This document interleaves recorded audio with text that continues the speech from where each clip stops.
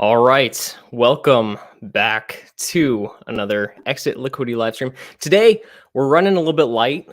We Yep. only got me, myself, and I, and Bacon.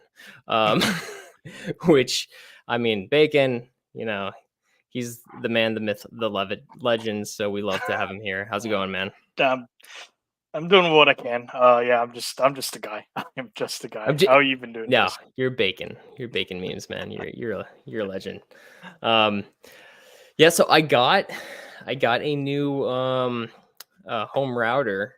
So like I think it's like phase 3 in me trying to troubleshoot my crappy live streams. So we will see if it works. Like so far, I mean, just going live right now, it seems to be a little bit more snappy, a little bit nicer, which is really weird because like I don't know, just the gremlins were coming out before. So hopefully that fixed it.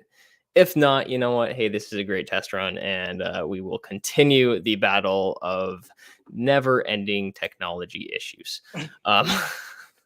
Is it an ANET router? I wish that would be so expensive, but so awesome at the same time. Let's go, Arista Networks. So man, we had an agenda all lined up. We were gonna talk about some budgeting stuff, maybe some Crown Castle because we got drama going on with Crown Castle, and then we got the unfortunate news. I think like everybody was expecting this time, especially with his age. But we got the news that Charlie Munger passed away peacefully, I guess, in a hospital earlier today. I want to say it was earlier today.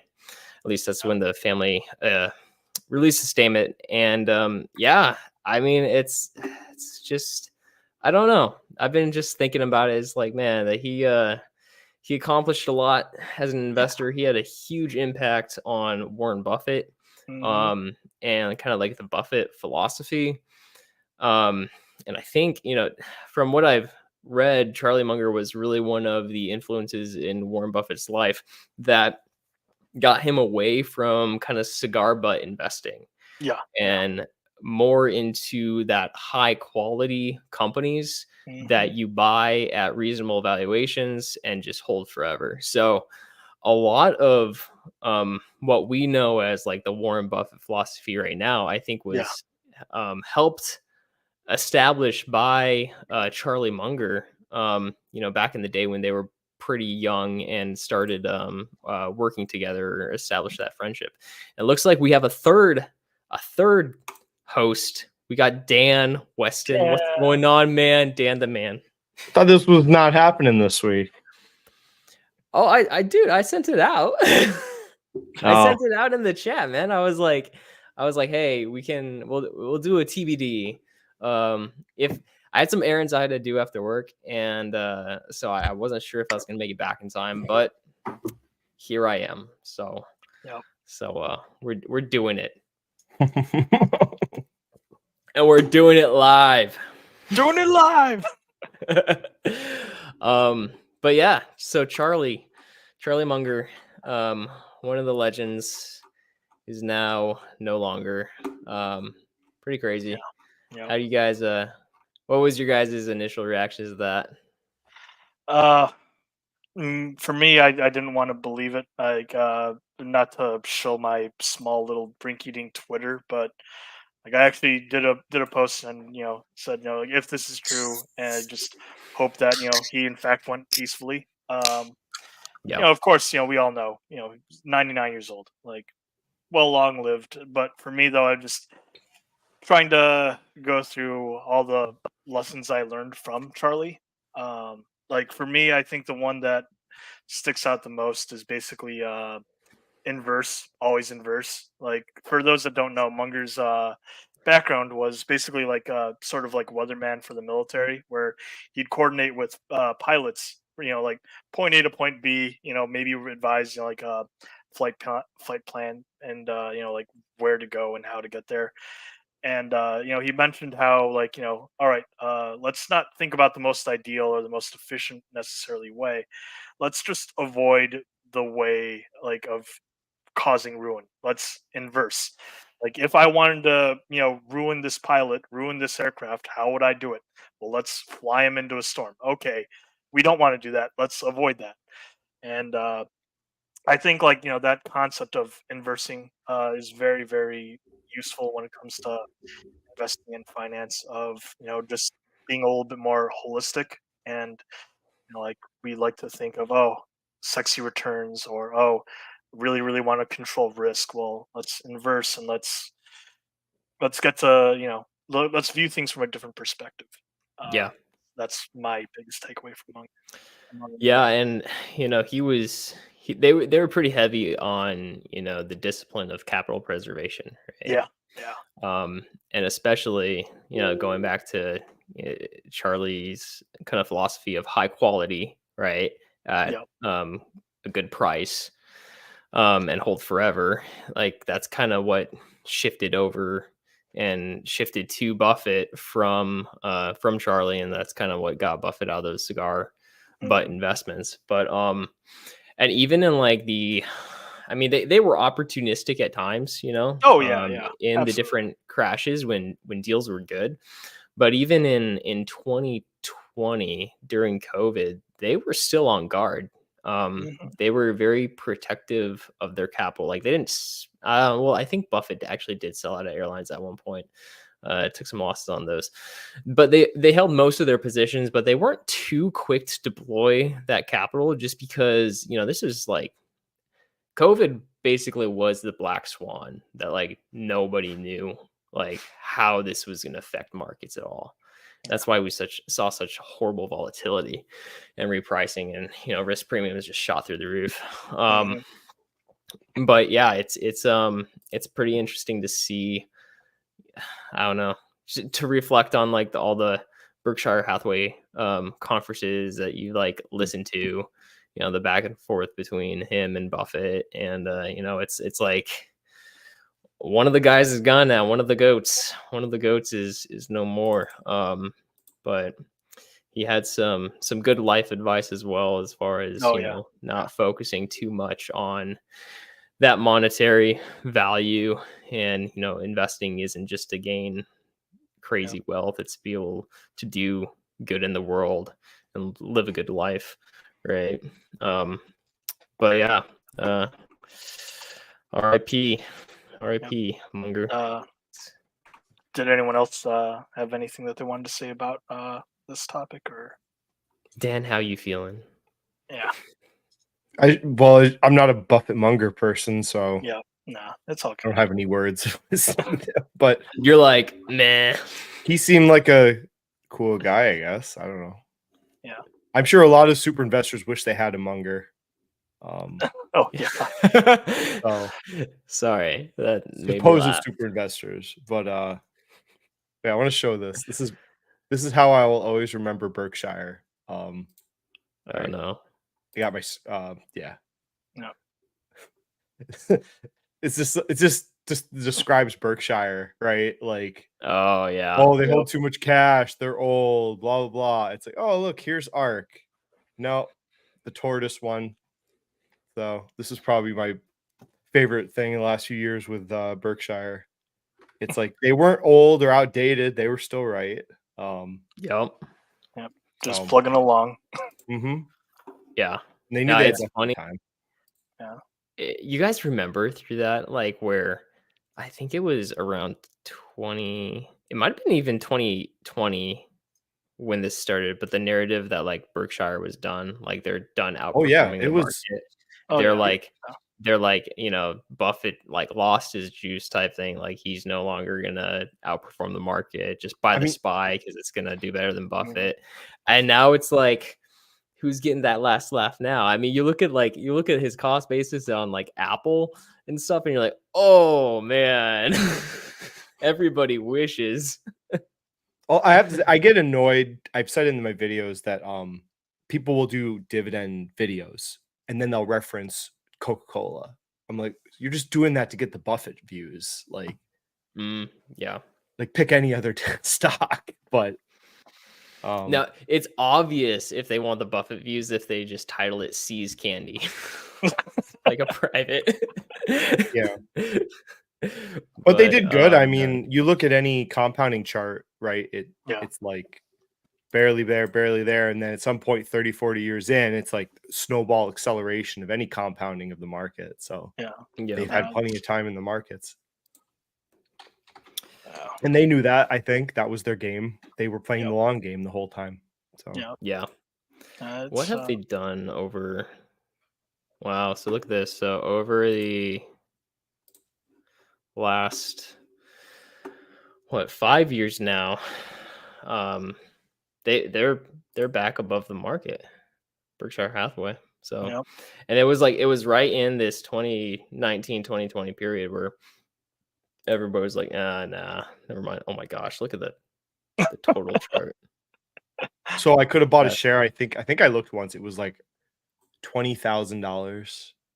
Dude, I had like $8,000 at the time. Yeah. So I was like, it was close. I could have. And they've never done a split, right?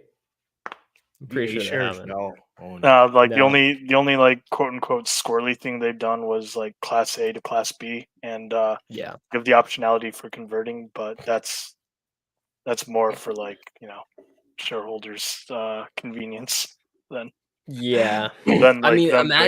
imagine having your entire portfolio in Berkshire Class A, and and not having fractional trading. Oh yeah.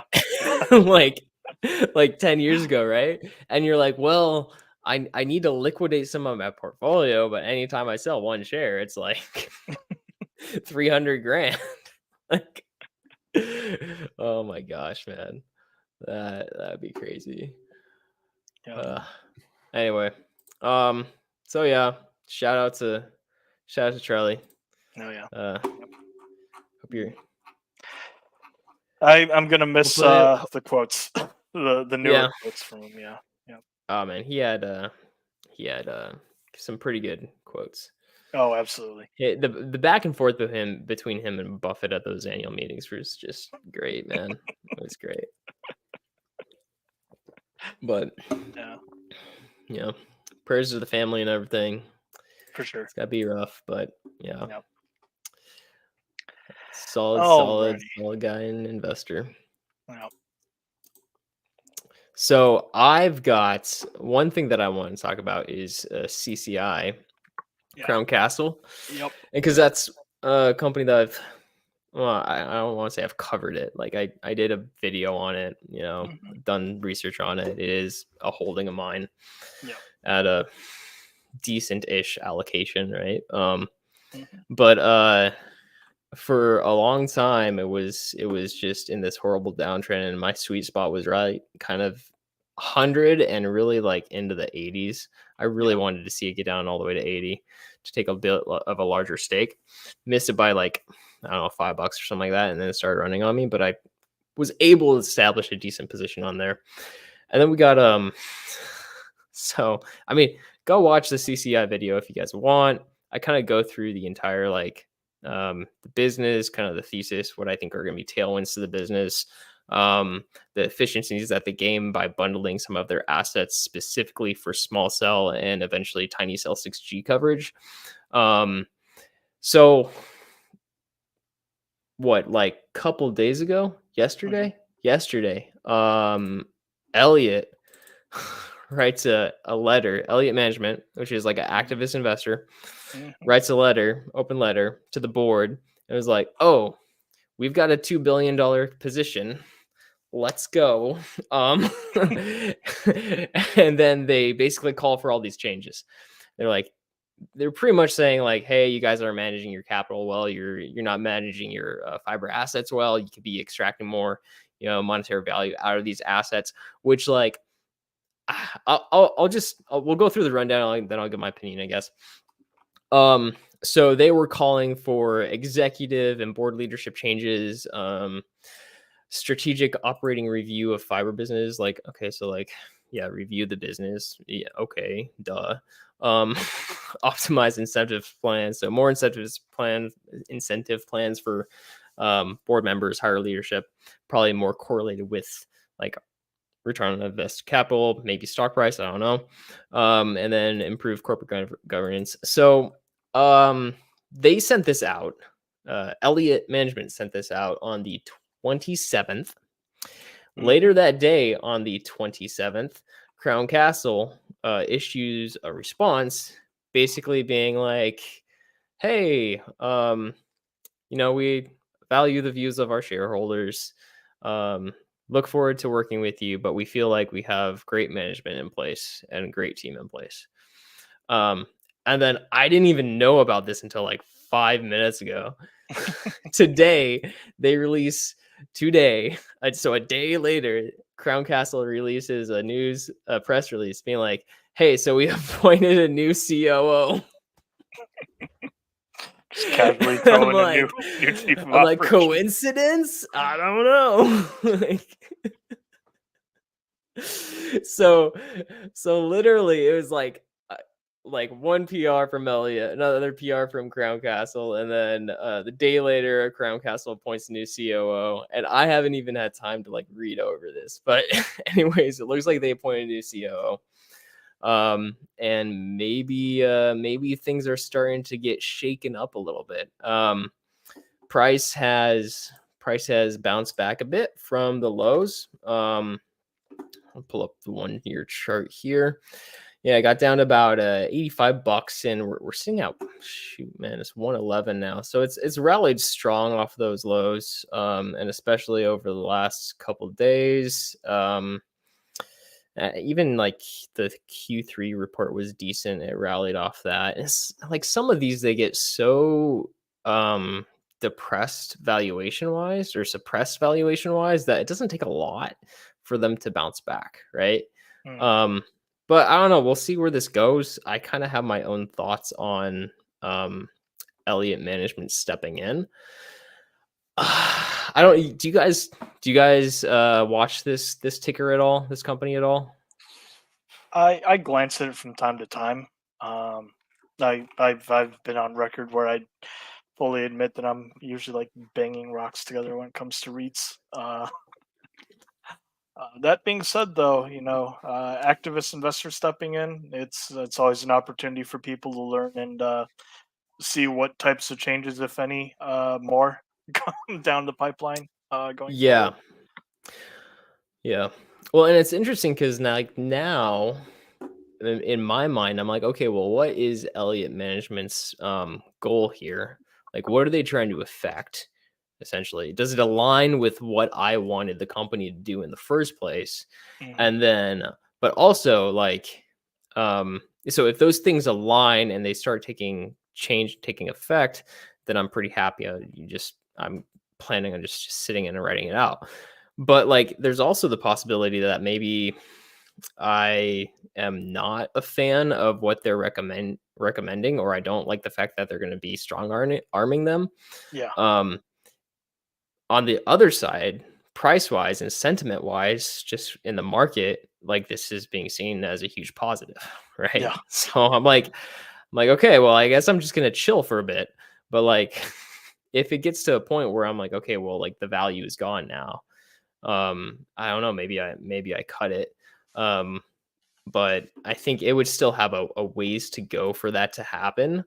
But if it gets to a point where I think it's more fair value, and I don't necessarily agree, or I'm not a fan of what's going on with the fight between Elliott Management and the company, yeah, I might peace out. I don't know. I'm really not sure. It's kind of a weird one to juggle. So. Dan, you've had like years of investing in experience on like random companies. Have you ever had something like this happen to you? Random companies, you say? Random companies, like tractors or something. Look at this guy. He's bringing the heat today. Yeah. So I didn't mean random. I meant a good variety of solid companies that Munger would be proud of. I don't know. It's pretty much industrials and retail, but I don't think the problems with AT&T and Verizon and why I don't like telecom. I've never seen what's so different about these telecom REITs, these cell tower REITs. I think it's like the same problems. You have the CapEx requirements of this type of industry.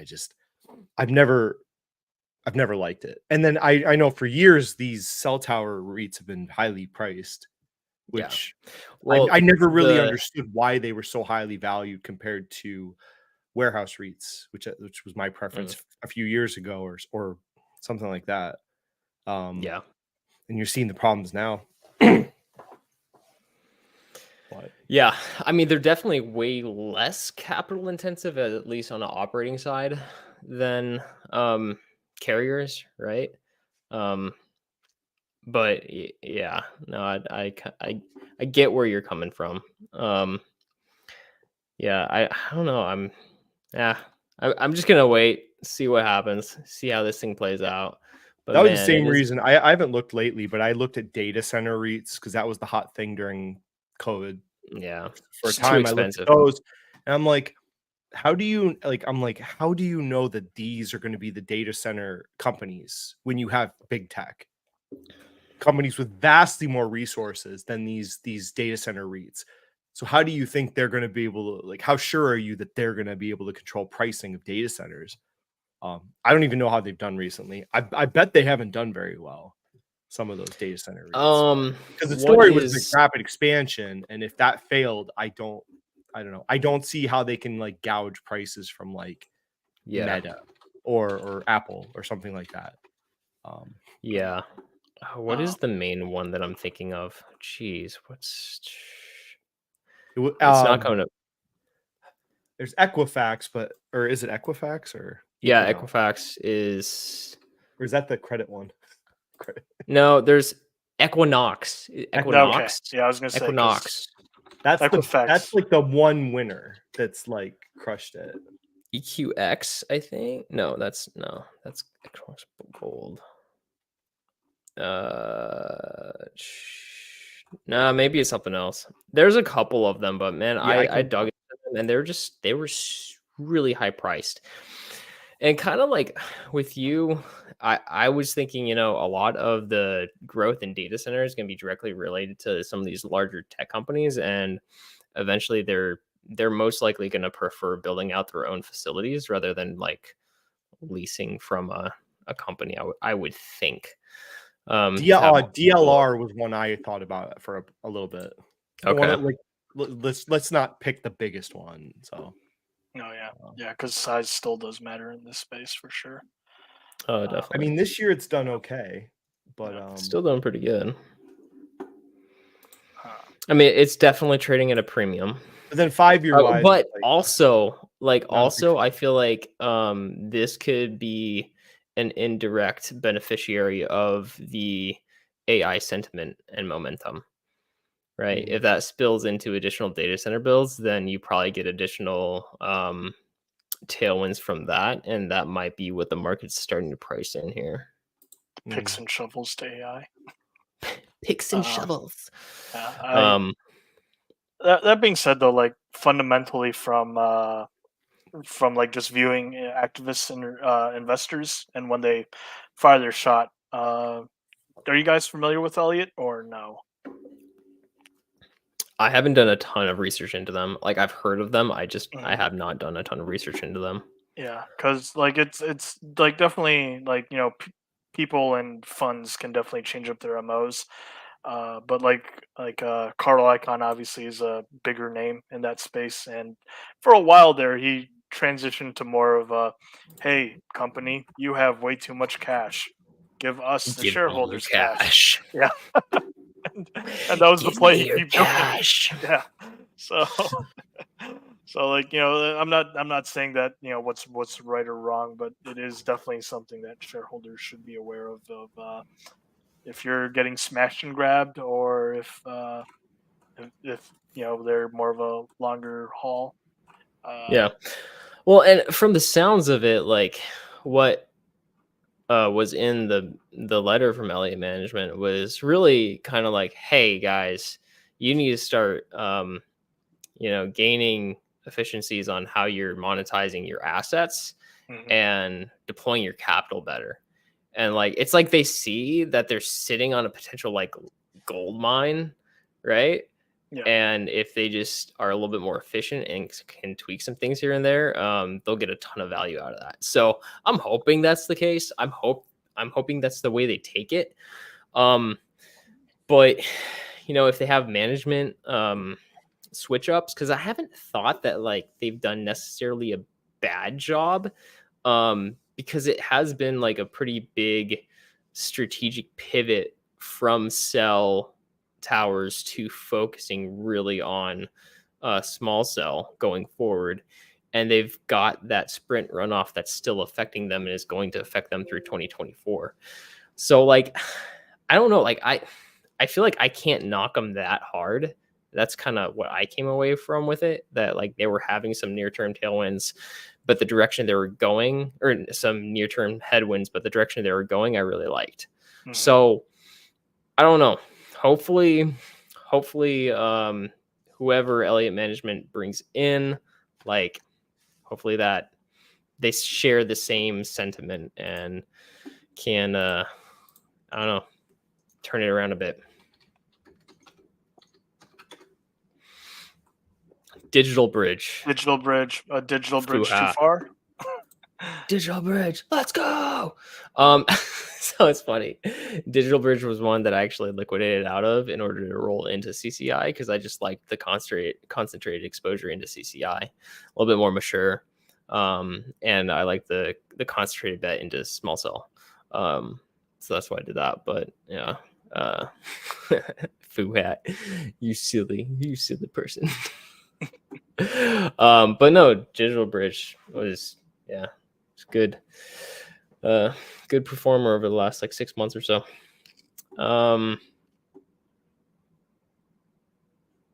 Let's see what else do we got? Do you Bacon, I think you mentioned you ran into some Dave Ramsey advertisements. Yeah. Which did you guys see the thing that I posted in the group chat? I thought I did. Let me double check. Oh my gosh, I might have to bring this up. So like, oh yeah, the grifter one. Bring it up.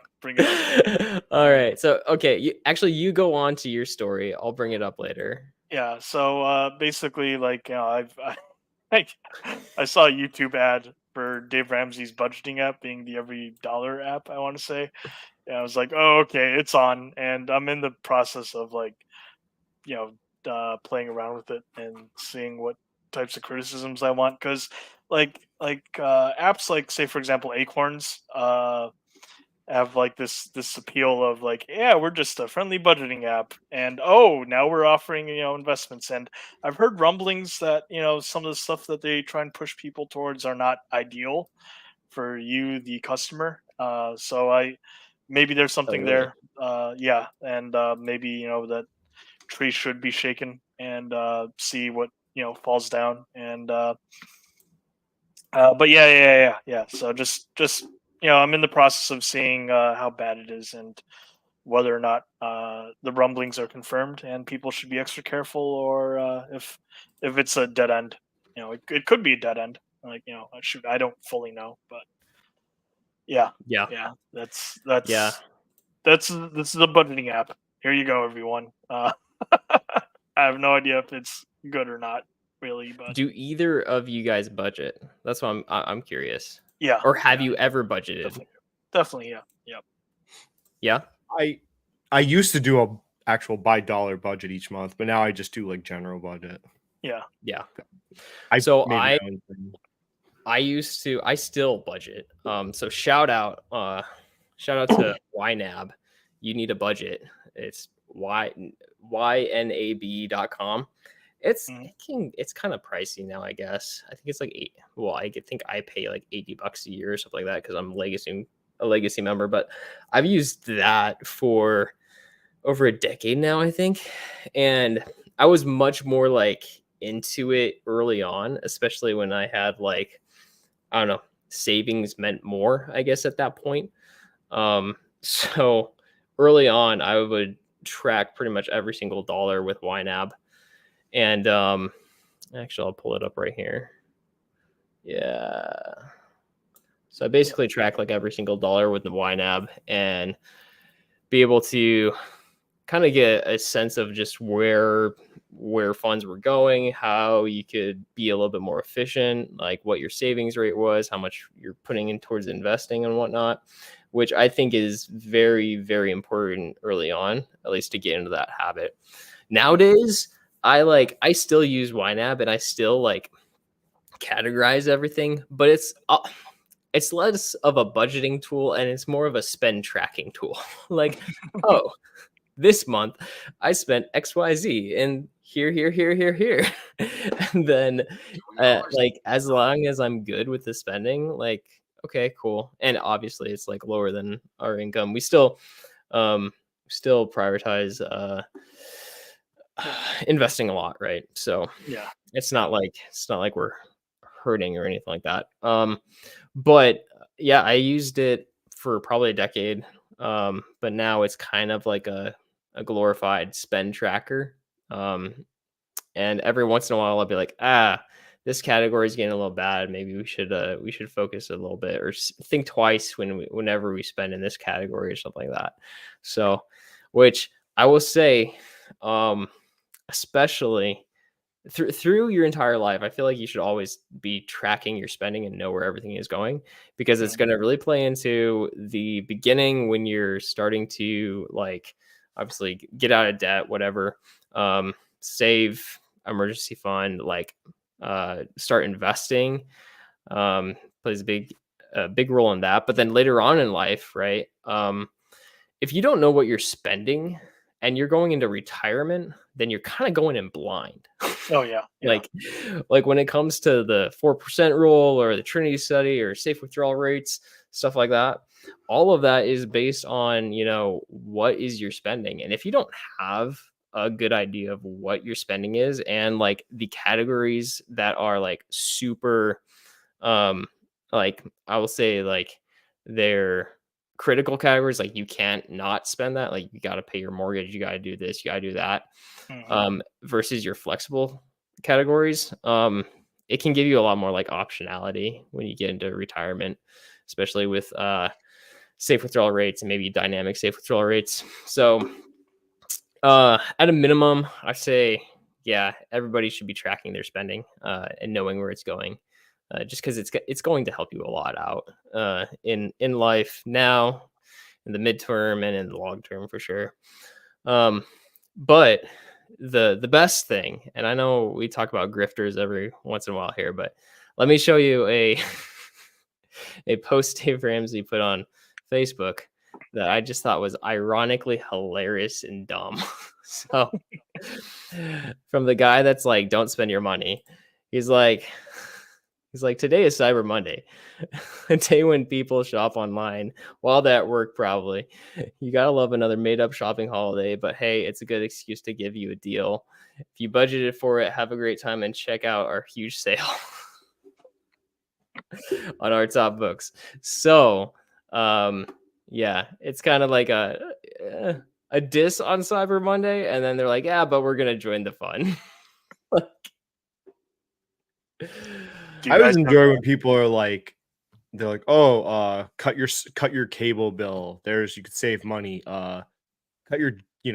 Cut down on your gym bill and all this shit. And then they go to Starbucks and spend $10 a morning on pink drink. And it's like, you guys, it's food. Like when you're in your 20s, your destruction of your finances, I can already picture it. It's too many ATM withdrawals. It's too many times going out to freaking Chipotle, buying groceries that you just throw out because you're going to Chipotle, going to the bars, dropping $100 a night. Like your cable bill is not keeping you broke. You can pretend you feel good that you save $40 a month on your cable bill, and it ain't gonna do. And that's like what, like 4 Starbucks with like not even. Well, if you're getting like a breakfast, like I'm thinking like Starbucks and like a croissant or something like that, right? That's gonna run you what, like $10, $11? Around Probably that. 20 now. Who knows? Yeah, who knows? I mean, if you're being a cheap butt like me, like 10, 12 There's bucks. strategies people can implement. It's like my wife and I had a problem with ATM withdrawals, and it was all over the place. So then we're like, all right, we pull out this much money per pay period. Yeah. That's it. Yeah. When you run out of money, you run out of money. You don't go to the debit card. You have Yep. to wait until the next 2-week cycle. Yep. And then do it for a year, and then it's just second nature. And then you'll have some cash. And next thing you know, you're like, hey, my $80, maybe if I only spend 70, now I can pocket 10. By the end of the year, you could have hundreds of dollars to go do something fun. But it just takes time to do this type of discipline. Getting used to having money and not doing anything with it, right? Yeah. That's what I've said. That's the biggest problem with people, not just young people, but old people feel they have to do something with all their money. And I think that's a bad habit. Even if you're taking all your extra money and putting it in like a savings account or the stock market, I still think you're having bad habits doing something like that. Because it could go bad because you can't just have money sit and do nothing with it. Yeah, no, for sure. I mean, there's always a purpose for it, right? And I mean, being smart and being able to, save up some money here and there, like it can make your life a lot less stressful too, like a lot less stressful. Like if you don't have to, oh my god, if you don't have to worry about like, oh, I got to drop a couple grand on XYZ because the hot water heater blew up or the furnace went out or like the car needs a repair or something like that. You're like, oh, okay, cool. Like I had my furnace part broken in my furnace, $1,500 2 weeks ago. I was like, oh, okay, cool. I have a house account for house stuff. They're great. So I'm a high yield savings account earning interest. So it's like whatever. I mean, I can't even like so many people. The vast majority of people listening to this and in life are paycheck to paycheck, which to me is honestly, if you're like if you got like 2-3 grand, like you go to the ATM and there's little receipts and you'll just look at some. I never see more than 2 or 3 grand ever. Usually it's like a few $100. So I'm like, I can't imagine the stress of living like that. I can't. Yeah. I haven't lived like that ever. Like even in high school, I managed to get like 3 grand by the time I went to college. And I don't know. Well, and that's why are you doing this yourself, people? Like, oh, you're going to optimize returns. Okay. Well, you're also going to have stress, and stress will kill you. Charlie Munger probably hasn't had stress in decades. Like, and he lived to be 99. He probably hasn't had stress since he was like 60. So. He donated a lot of his money as well. Like he did a lot of charitable donations to like universities and stuff like that through his life. I think it was like, because I honestly thought he had more money than, I think it was like 2-point-something billion. And then in the article I read, it was like he gave over like hundreds of millions away, and I'm like, that's actually a pretty good amount. Like if you give like 400 or 500 million away and you're worth 2.4 billion or something like that, like that's a pretty good, like healthy, like giving ratio. And who knows what he has set up for at least the state. Oh no, look at no stress. Oh my god. You were no stress gets you. No stress, but he's dead now. See, where no stress. Dude was like 3 months from being so he was almost like his 100th birthday was in, I think, January, right? So it got him 99 pretty good if years. I get to 80, I'll be happy. Really? I hope I get I'm gonna live to be like 120 though. It's all good. This is where I'm at. Like I get to wherever I get to, but I want to always be in like somewhat good like mental health. You know what I mean? Like I don't want my brain to go. Well, I'm gonna retire at 55, so I'm gonna live another 50 years retired. I'm gonna be Charlie with the easy life. So you're gonna live to 120. Your safe withdrawal rate has to be 2%. Yeah. Heck yeah, buddy. No. Oh my gosh. No, but like you're talking about with the, checking, which is funny. I've never done that, but like checking random ATM receipts and like seeing the balance, how low it is. I mean, that is the audience for Dave Ramsey, right?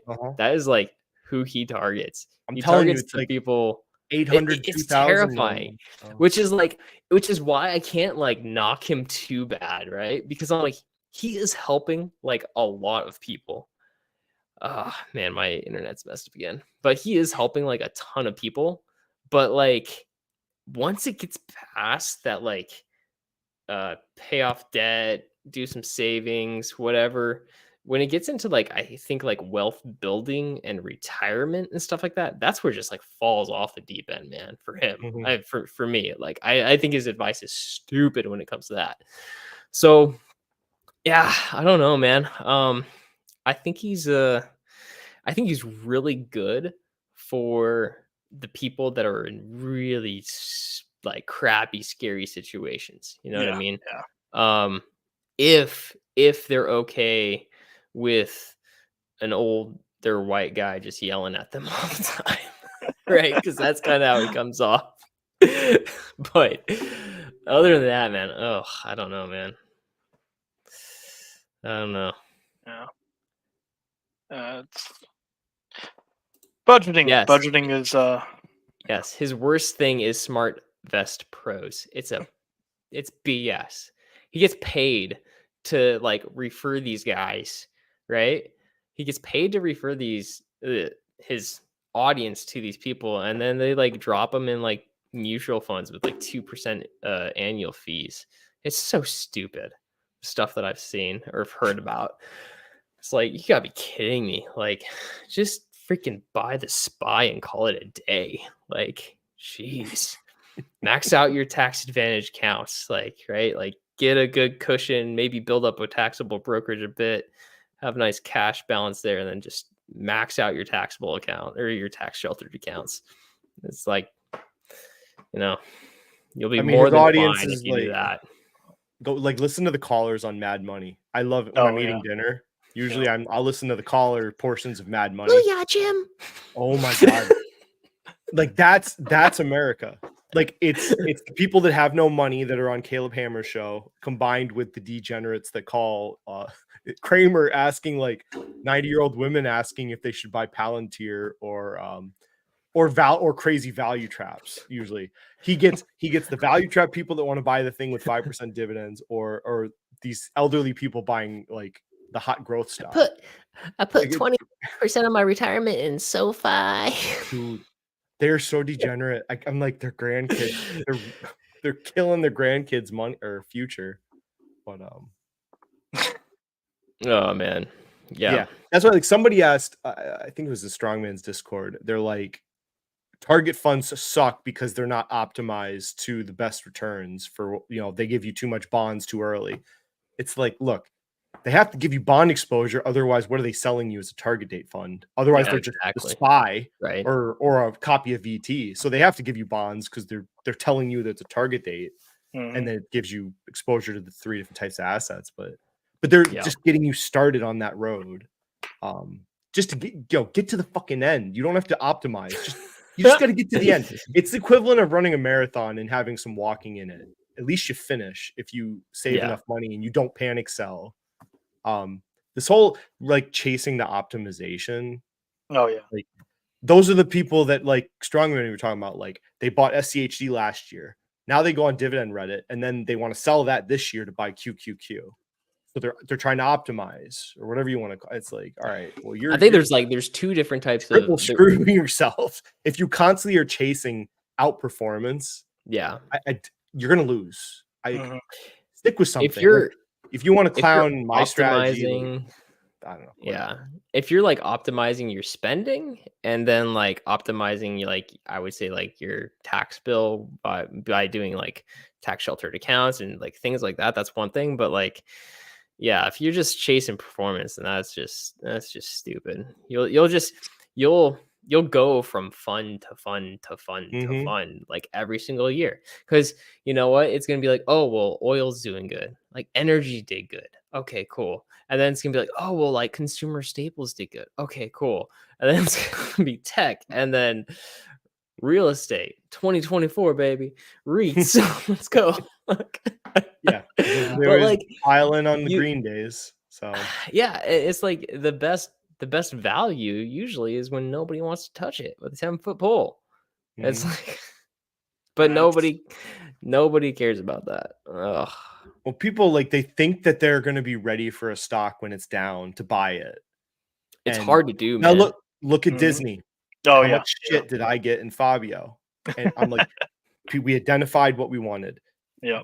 That started coming through, but people couldn't get it out of their mind that it was this woke trash company that would never recover. And it's like, look, like if you're going to buy individual stocks, like this was your shot. Or the meta at the bottom. Oh my God, man. If you miss these opportunities, like I'm like, why are you doing, like when I bought Ford at like $5 during COVID, everyone's telling me Ford's going to go bankrupt. So it's like, if you can't take those chances, I don't know. You just should buy into. And like, don't buy anything just because it's down, because the vast majority of things that are down for a good reason. And you should probably avoid them, right? So like, first off, like just because it's down, but calculated risk taking and risk management. It's when I would say what I look for is when those higher quality companies get so beaten down that the valuation is attractive on like a risk adjusted basis to your valuation, right? That's when things get interesting. And it's much like easier said than done, but like, oh man, it's just scary. Like some of these stocks that are, high flying, if they're priced to perfection, they get re-rated, you're down 50% in a blink of an eye, right? Like, I'm just gonna keep on bringing up Paycom like over and over again. Like, oh no, no! like come Stop on. it! They're already dead. Like it was up to almost 550. Holy cow! Almost 550 and it bottomed at about 145. Absolutely massacred. Absolutely massacred. There are companies, like I said, like high P ratio makes sense. Like, for me, AMD during what was it last year, or was it 20? I think it was last year. Anytime if it went under a 40 PE, I was buying it, and that it got down to like 60s. I think $60. But the future was so bright for them, and when some YouTubers were saying you should buy Intel instead. But so, valuation matters, but to a point, like a 40 PE AMD last year, it was a superior investment to what did Intel get down to 10? Yeah, like Intel probably like popped hot on 25. I doubled my money basically, and the Intel people are maybe breaking even now. Yeah, so because Intel like showed up on people's screens. But like from the moment that it showed up on, depending on the screen you used, chances are you probably had like a wide open window or door, really, to garage door size door to like walk in and it's like people would make fun of Paul because it's like he'd use his valuation model for anything, and you'd see comments where people, when he would talk about like chip companies like AMD and Intel, they're like, look, you have to understand these companies beyond just your model. Like when you're in this space, and I know at least a little bit with my friends, AMD is, I mean, up until last year, superior chips to Intel in every way. Yeah. And you could see it in the data.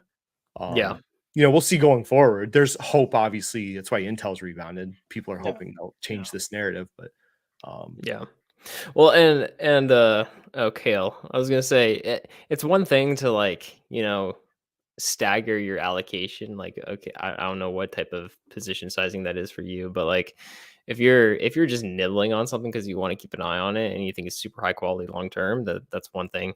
But yeah, the things that scare me are like I don't know, well, kind of honestly, like Paycom and Paylocity were priced for like perfection. They were trading at like P's of like what 70, 90, and it was crazy. So a chink in the armor of that type of multiple, even like Apple or Microsoft, if that narrative changes, it gets scary, right? It gets crazy. Like, and even large cap companies, I am just mind boggling. Like, it's mind-boggling to me that Meta went through that. Like, this is insane, right? To have what it was at one point, was it a $1 trillion company? Probably. No. If not, then it was It really was close. close, Yeah. right? And to have it drop 75%, I thought like maybe it gets to 150, 130 would be really amazing. And then it got down to like $88, like briefly. And then like that is not a V-shaped recovery if I ever saw one. Like, that is insane. But all that to say, like, the market can be very, very emotional and irrational in both directions, right? It's so hard to I don't know. Well, pull up Cigna.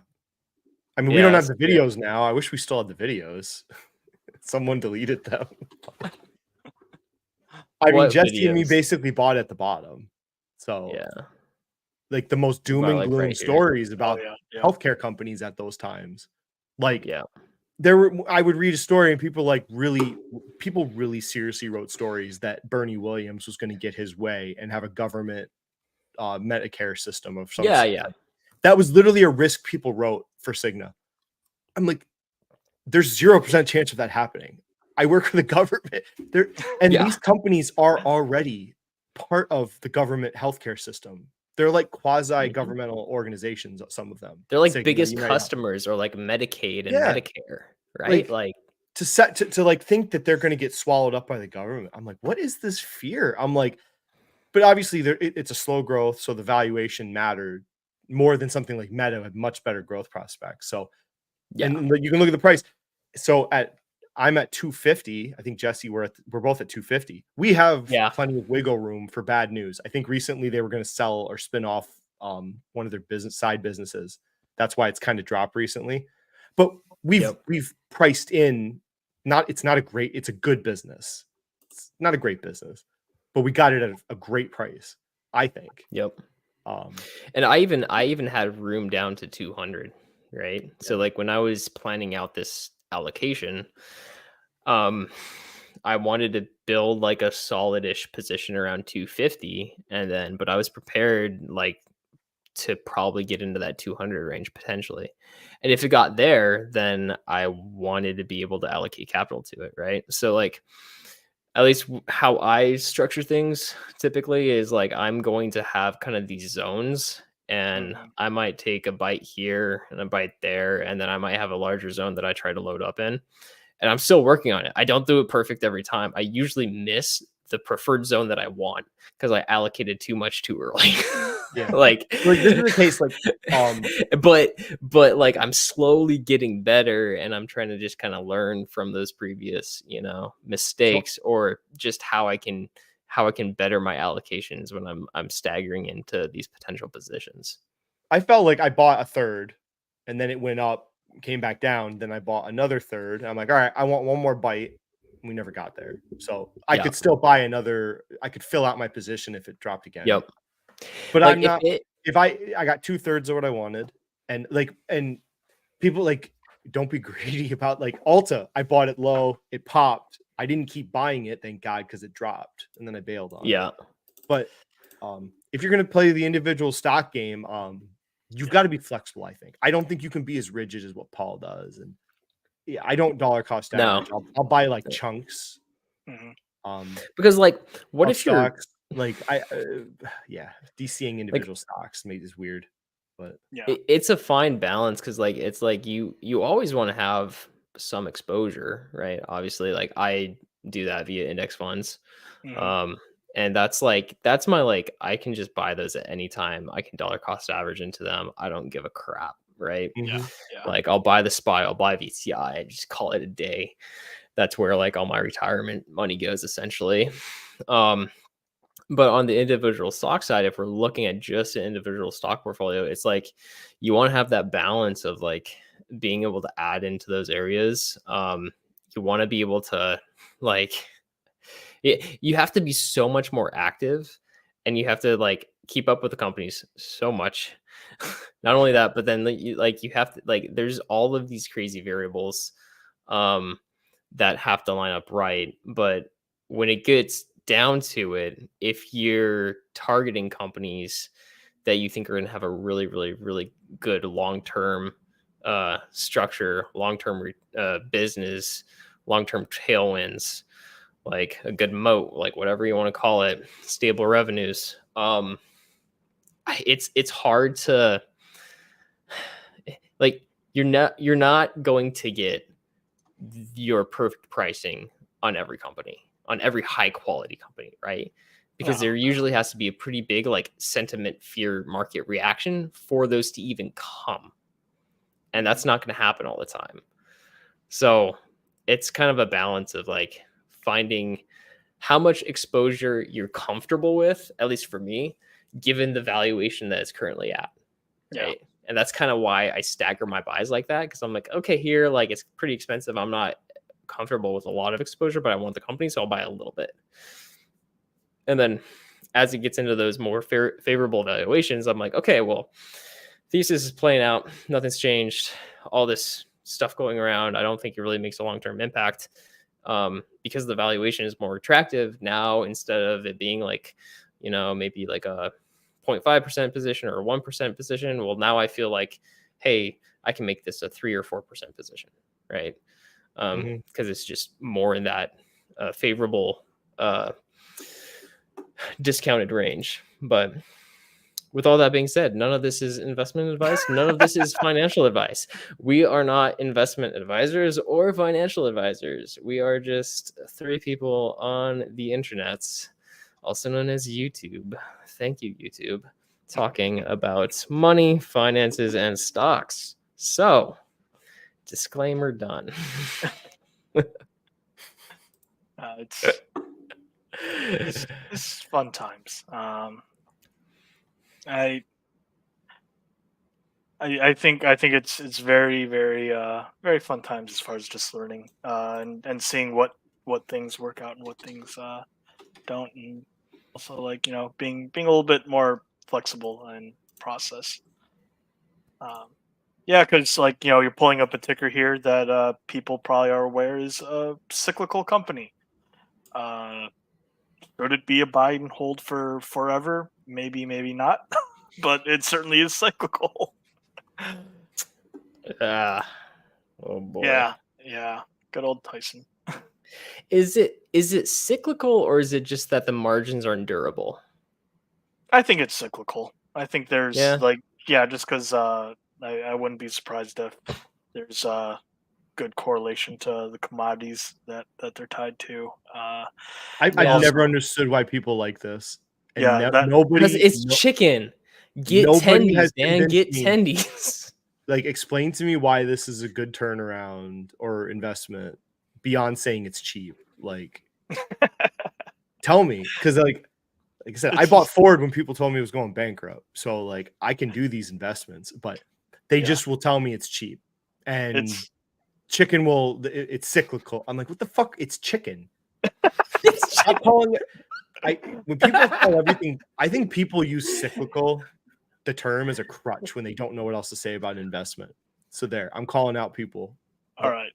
Because I don't think they understand the term when they say it to me. And I don't say anything back, but I'm like, not everything is cyclical. Less things are cyclical than you were telling me, just like Mo. So, well, okay, so let's look. So I'm curious now, guys. We're gonna look at Tyson. Let's go. Bear in mind, this is a commodity, right? So it's a commodity. Yeah, but they have no control. What I was getting at is like of their products. Yeah, I mean, you look at something like Musa, right? They are in the business of selling a commodity, but they're able to do so in such a quick turnaround and efficient manner that their margins are not necessarily impacted as much as the commodity price fluctuation. So you have to have like a very efficient machine, efficient business to be in like a commodity based product while keeping those margins durable. And obviously, like Tyson, I don't think did a great job of that. That's kind of why I like drilling companies for oil, because the exploratory companies can actually protect themselves a bit if oil prices start going down, they can stop drilling, right? Yeah. Oh yeah. They can have projects put on hold, rather than, let's say, a pipeline company where they're just throughputting commodities at whatever price. But that's why I like like drilling companies have more defensibility, I think, with this stuff. But because to me, this is not a cyclical business, right? Like their going state revenue is fairly like consistent. I think the issue that you run into with a company, especially like Tyson, is that you have pressure. Well, you had inflationary pressure, you had commodity pressure, you had supply pressure. All of these things added up at once, and while their revenue stayed the same, their margins got absolutely just schmackmacked, right? So, which is like, and you compare that to something like Musa, which let's see, let's actually just do a comparison, like whatever. I don't even know if I'm right here, but let's just do a comparison. You compare that to something like Musa, which is still like commodity based, right? Instead of meat, we got gas. Well, we had our meat and now we got gas. And we can kind of see like they have had like revenue growth from their store expansion. But they've been able to maintain those margins a lot better through that growth. I think if you look at their growth or their margins over market cap template, yeah, their margins have actually been fairly stable over that time frame. And then if we go back to Tyson, their margins, I believe, absolutely got destroyed. Yeah, look at the margin compression they had after into 2022, right? So it's more of like, to me, it's more of a story of their inability to forecast correctly in order to maintain margins, and their like, I don't know, the lack of their, well, that's really probably it. And being able to line up their operational efficiencies to maintain those margins was just not there. Like they just did not plan well for it at all. I think and they can't just like shut clapped down a chicken plant, right? Like they can't reduce supply at a moment's notice like an oil company could. So it's like, yeah, this like, business, instead of chickens, we're now selling eggs. the only thing that I can say like that, and like, again, this isn't really my original thought, just rather parroting what I've heard as far as the claims like that Tyson is a cyclical company, would be you can quantify it with the higher the PE, like the trailing PE, like, historically, then it's worked out okay enough that it's a good enough buy. So I guess that's the quantifiable approach of maybe this is cyclical, but I could get that. I'm just parroting what I've heard, like that. Like when it looks expensive, it's cheap, and versus like when it's looks cheap, it's expensive. Yeah, that's the only like claim that I can maybe see. But even then, though, like Tyson's balance sheet, like I think people can afford to wait, because last I remember the debt load wasn't ideal. I could be wrong.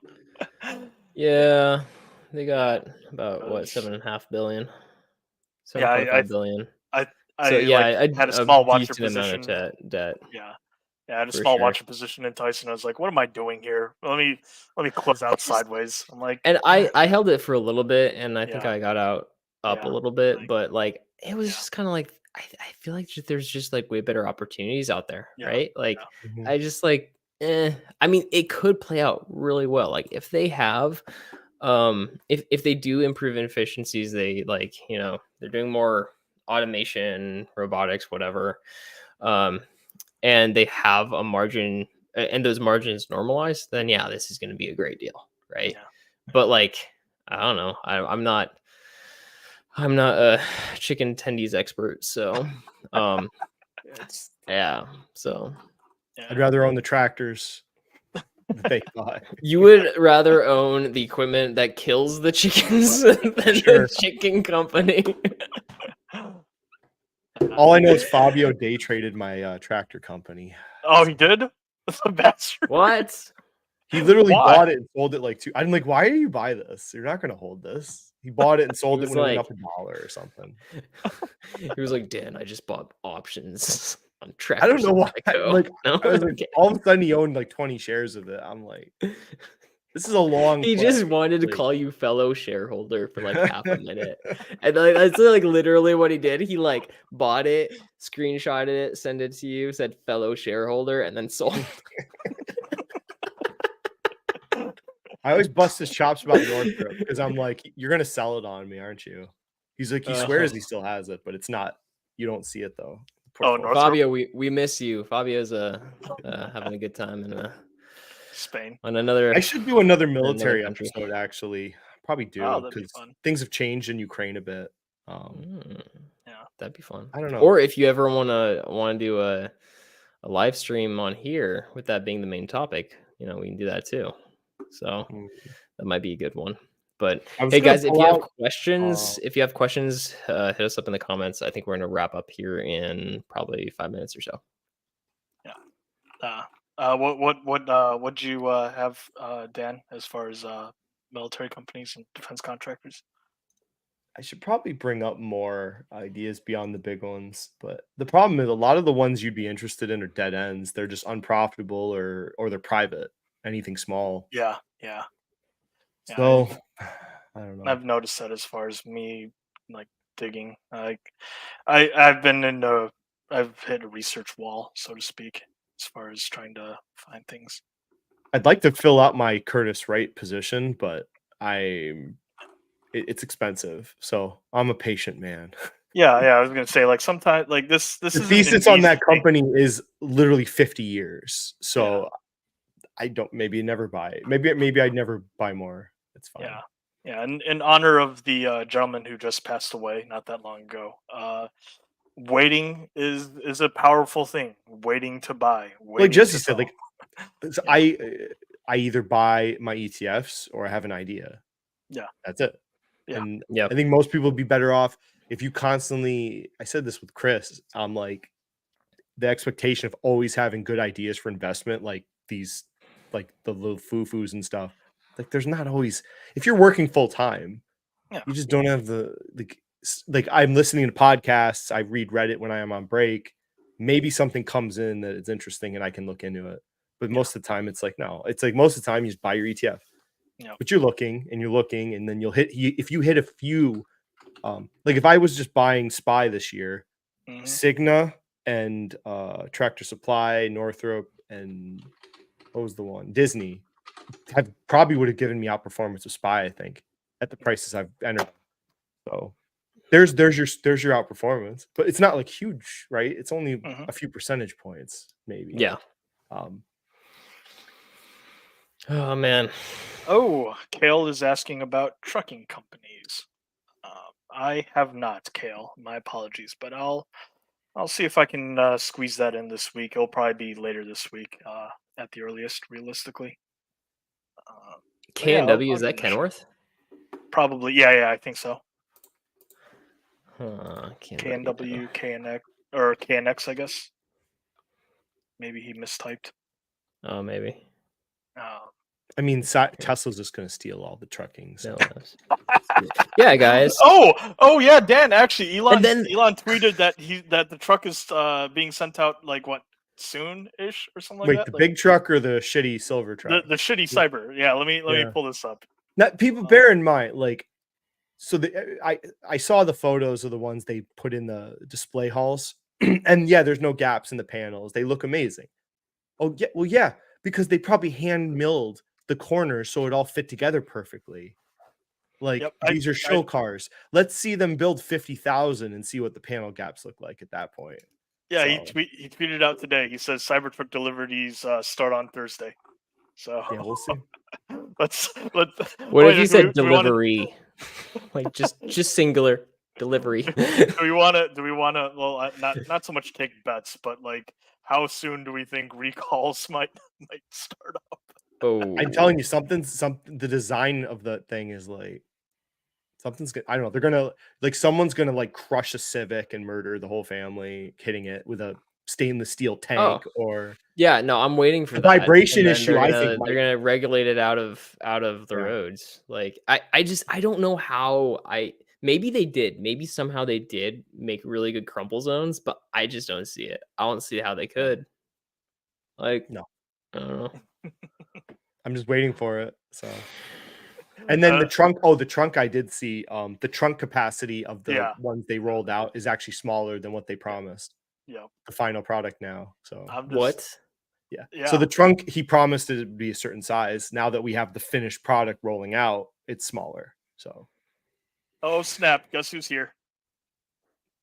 But Hey, Andrew. I wonder if I wonder how big the trunk of the Cybertruck is compared to my hatchback Civic. Oh, maybe, I might have a better geez. trunk than it for all I know. I don't know. Oh no. Oh dang, he's driving home. Very sad. Oh man, we'll probably miss you. Yeah, but I can't. Yeah, so I guess that's something to look forward to. Dan is a victory lap on the Tesla Cybertruck eventually. I mean, I don't want to. I'm not shorting Tesla. I'm not. No. I have plenty of exposure, so that's fine. You can do it at once. I had it before once, so yes. I think you've been on record of this is just an avoid for you, and perfectly good. I hate the people online that go, "Oh, if you don't like the company, why don't you short it?" Like you sound like a retard saying that. Yeah, honestly. There's lots of companies I don't like. Yeah, why would I short them? I don't like airlines. I have never shorted an airline company. Yeah, maybe I should, but yeah. Lots of businesses exist and suck. There's only that little sliver of companies that are amazing that do well over long periods of time. Like you're going to short all the crappy ones. There's lots of crap. Go look at the S&P 493 compared to the S&P 7 this year. That chart is crazy. Like there you go. 493 companies in the S&P 500 have been dog crap this year.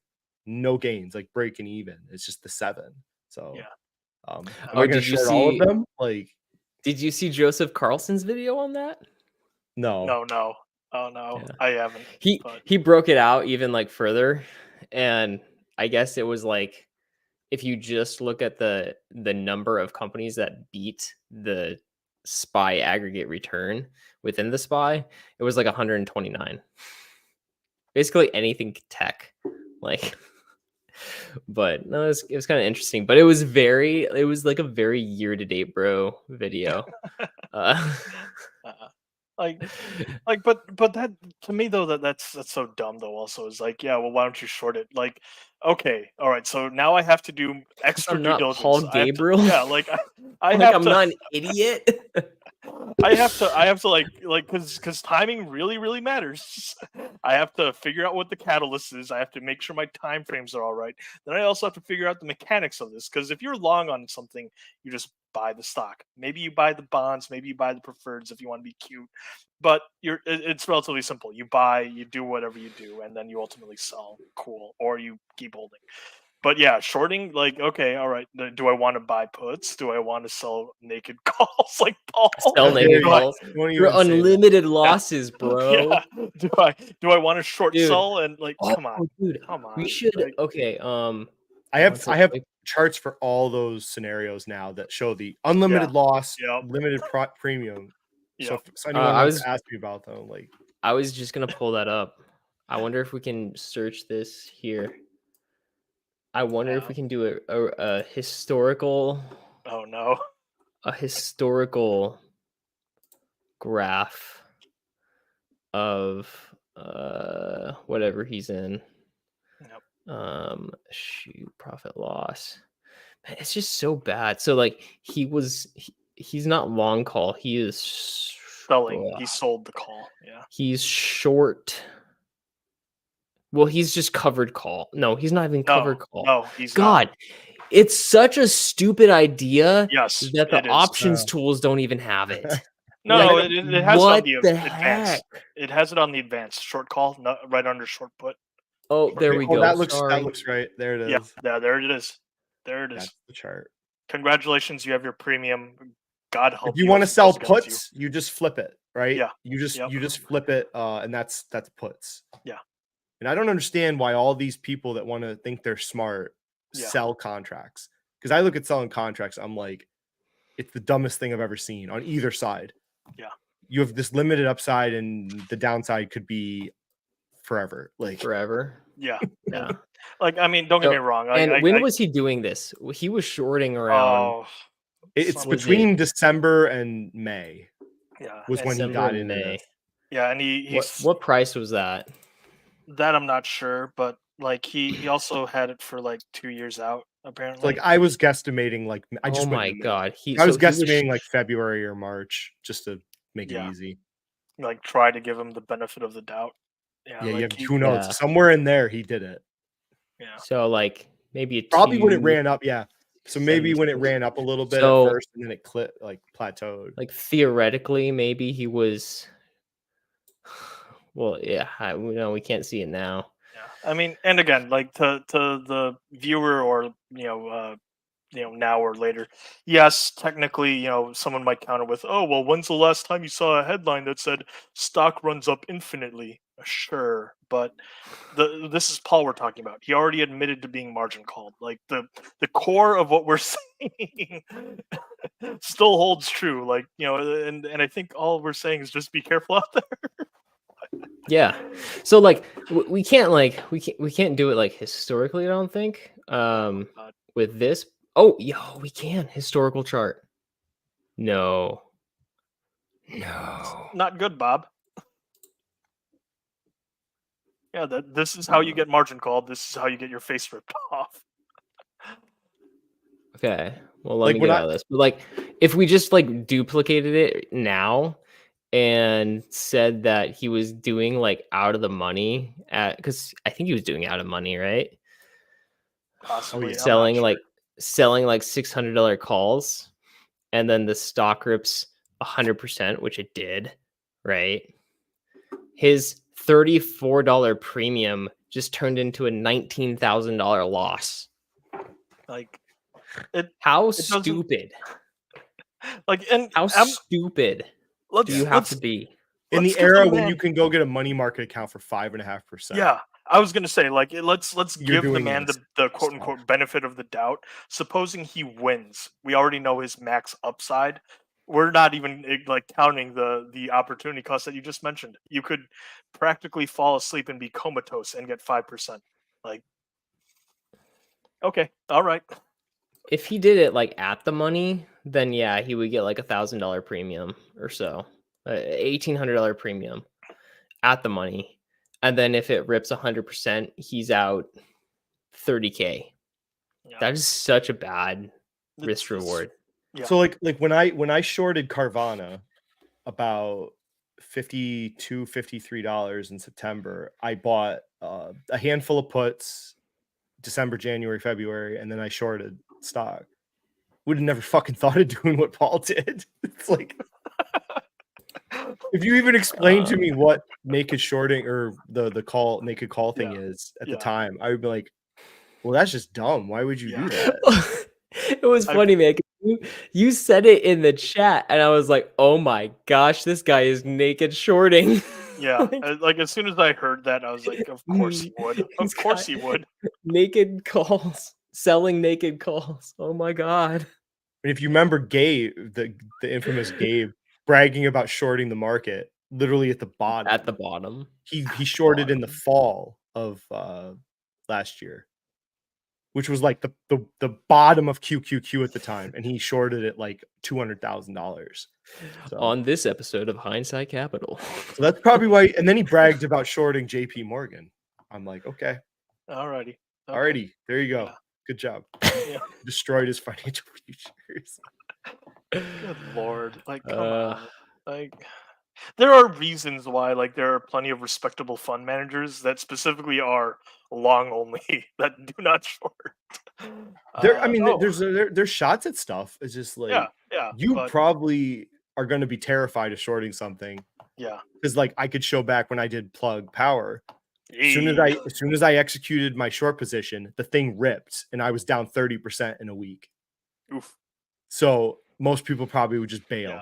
but I had like a year. I was patient and I waited, and I knew it was just a matter of time before it went down again. And it's like, but I mean, that's the game you play with this stuff. Most people probably should. I'm doing it as a hobby. I mean, this is not. Gabe was trying to make a living doing this as an investment. This is a hobby to me. This is the equivalent of making bets on FanDuel. Yeah, same here. This is If you try to make a living doing this, like I only have found like three or four good shorting opportunities this year, and that's actually more than ever. Usually, it's like 1 or 2 a year. It's I don't know. It's not worth the effort, in my opinion. Like for me, I just wait till they come to me. If it's like someone mentioned a company that I can, it triggers me because I have like a watch list of some type. But anything with Richard Branson associated with it, I'm in. All right, so we got a question. So much money on that. We got a question. How do you guys feel about REITs and fintech in 2024? Oh, this guy looks like a new person. Might be. At least one I haven't seen before for sure. I'm not super bullish on fintechs in general. Personally, I think there might be some short-term opportunities in them. I just I don't see the long-term value that a lot of fintechs are actually going to provide that bigger players aren't going to be able to gobble up really quickly. So I'm not really a fan of fintechs. Well, actually, I mean, technically, I could say, I got Meta, right? So Meta's a fintech with WhatsApp payment, right? So, let's go. But to be clear, I'm well aware of some of these fintech. I've written extensively on SoFi, right? Okay. I know about PayPal a bit. There's no moats here. So just understand that if you're telling us there's a moat in a fintech, there isn't, right? Yeah, I would. And the ones in the middle are getting attacked from all sides. There's startup fintechs. There's the big tech firms that could get into this space if they wanted. The big banks could start dumping money into capex into technology if they wanted. Which they are already. Which they are probably starting. The big banks are already doing a lot of it. A lot of, I would say, R&D type stuff. So I mean, I think there's a lot more competition out there than people really realize. There's nothing defensible about fintechs. So I don't know why. There's a lot of people on YouTube that love to talk about fintechs. I don't understand it. Banks in general are terrible investments. I can show you historical returns of financials are crap. I think you'd have better luck looking at other things. You're gonna tell me about Toast or something. I'm like, okay, but I don't understand. There's better opportunities out there. I would agree. REITs again, they can do well, right? Interest rates start going down. They can their debts. They can refinance their debts at better rates. But I've said before, I don't know if Jesse agrees, but I'm like, you're never hitting a grand slam with a REIT. You're just not. You're gonna hit some doubles, maybe. What's a grand slam? What? What's a grand slam to you? I mean, double digit beating the market, let's say, over a few years. It's tough. I have one. I think there are very specific circumstances in which that could happen. But REITs in general, I don't think as a sector as a whole, REITs long term, I'm not sure if they are going to have much advantage over the market. I think I mean, REITs have been very interesting the last year for me, just because of how steeply discounted they've gotten. I agree. Timing wise, if some of those risks go away, interest rates come down, we have less risk for the refinancing of the debt. If the REIT has really, really strong operational cash flow, good access to capital. But there's there's a lot of nuance there, right? So I think there will be some REITs that do great long term, and this could be a good opportunity. I think others are going to get shut down, right? There's some I don't know why Realty Income has been so crazy in acquisitions recently. While on the other hand, you got Agri Realty, which I'm in.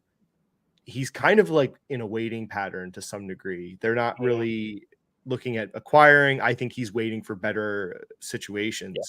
And to me, Yeah. If it goes the way I think it's going to go, this could be a really good return on Agri if it goes that way. So but Realty Income, I don't see has that type of potential. Yeah. So I still don't like the Bellagio acquisition. Oh, same here. Yeah. If you read their 10K, it makes no sense why they did that deal. It's not their business strategy in their 10K, that Bellagio deal. Well, and as REITs grow, right, as they become bigger and bigger, then you need bigger deals to move the needle, and you start kind of forcing deals just for the sake of growing a little bit, and just like the numbers really usually just aren't there after they reach a certain scale. Like the Spirit Realty acquisition by Realty Income, the positive on that was not that great. It was really like, okay, if you look at the shares they're going to offer compared to the assets they acquired, yes, it's positive, but it's like it's not that positive of a acquisition. It's almost just adding to their balance sheet 1-to-1, like slight advantage, but it's all right. Yeah, so maybe some opportunities here and there in specific names or specific areas, but REITs I would also caution, like, be careful. Like, if they're at a certain size, upside is almost capped just by the nature of the business. That's the only if you look at a fintech and they tell you in their presentations their total addressable market is like all the money in the world, run away. $70 trillion. Yeah, all the money is our TAM. All of it. All of it. All of it. God. Yeah. No, but I mean, that being said, I know I might have sounded a little bit negative on REITs, but like REITs probably are one of the biggest sector that I've built out this year. So because I've thought just valuation wise, there were certain ones that got really attractive. So I think I think so. Yeah. So I think REITs and some retail have been potential opportunities this year, but we'll see how it plays out, and if/when they recover in what fashion. So, well, I think that is going to do it for today, guys. Hope you enjoyed the show. And once again, we are not financial advisors. None of this is financial or investment advice. This is just for entertainment purposes only. And we will see you next week. Bye. Thanks for having me on. Thanks for coming by.